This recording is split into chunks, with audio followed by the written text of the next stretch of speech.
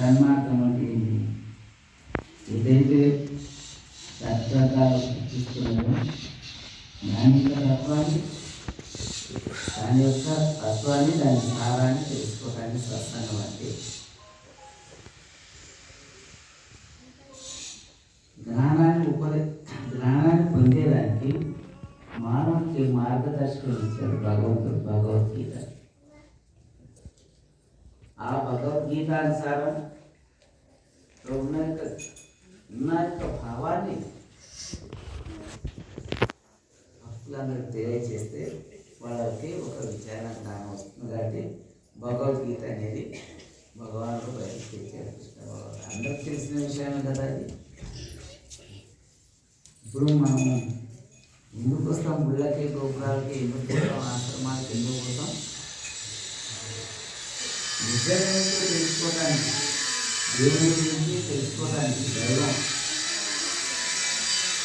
గురించి, దైవ కష్టం గురించి, అది దైవ కష్టాన్ని తెలుసుకోవడానికి ఏం చేయాలి అనేదానికి గుళ్ళు గోపురాలు ఆశ్రమాలు. అంతేనా? ఎందుకు గుళ్ళు గడిచడానికి చెప్పండి. నాకు తెలవదు, నాకు ఎందుకు గడుస్తుంది? గుళ్ళు గడించుకోవడానికి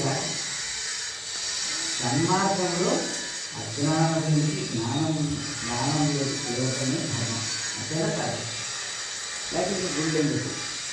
అది నా ప్రశ్న. మీరంతా చెప్పాలి.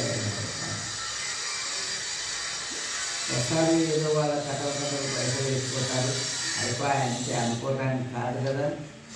ఏం శంకరాలు సన్మార్గాన్ని తెలుసుకోవడం దానికోసమే గుడి. అందులో ఇరుకులు ఉంటారు, పిల్లలు ఇరుకులు ఉంటారు, ఆశ్రమాల్లో సాధువులు ఉంటారు. వీళ్ళంతా కూడా సత్యరావు టెంకాయ పెట్టుకో కుంభకాయ పెట్టుకో అంటే దానివల్ల ఫలితం ఏముంటుంది?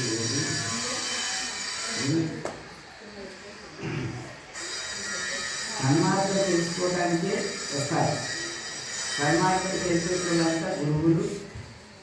ఏమైందంటే ఈ 4 ధర్మాలలో విప్ర ధర్మమే పూర్తిగా హాని కలిగింది. విప్ర ధర్మంకి ఎప్పుడైతే హాని కలుగుతుందో, ఎప్పుడైతే అది దాని బాధ్యత రహితంగా ఉండదో, అప్పుడు ఏమవుతుంది? సమాజంలో అశాంతి పెరుగుతుంది. ఇప్పటి ధర్మం ఏం చెప్తుంది? అయినా ఈ విధంగా ఉండు, ఈ విధంగా సత్యంగా మాట్లాడు, ధర్మంగా మాట్లాడు, ఎవరికి హాని చేయదు, నువ్వు హింస చేయవద్దు, వాళ్ళను హింస చేయవద్దు, ఏది హింసించవద్దు, సత్య మార్గంలో నీకంతా మంచిగా ఉందని సన్మార్గంలో చెప్తుంటారు. ఆ సన్మార్గం అనేది మనము ఒక గుడికే కానీ ఒక ఆశ్రమంకే కానీ మనం తెలిపే బాధ్యత మనందరి మీద ఉన్నది. ఆ గుడిని నిర్వహించేటోళ్ళు, ఆశ్రమాన్ని నిర్వహించే వాళ్ళ యొక్క బాధ్యత అదే ఉన్నది. అది తెలుసుకొని మనం నడవాలి. అప్పుడు వాళ్ళకి ఏమవుతుంది? ఒక మార్గం తెలుస్తుంది. ఇప్పుడు మనం గుళ్ళకి వచ్చిన తర్వాత వాళ్ళకి మనం ఏమీ తెలపలేకపోయినాం అనుకో, అక్కడ ఏం చెప్పాలి, ఏం చేయాలంట కదా.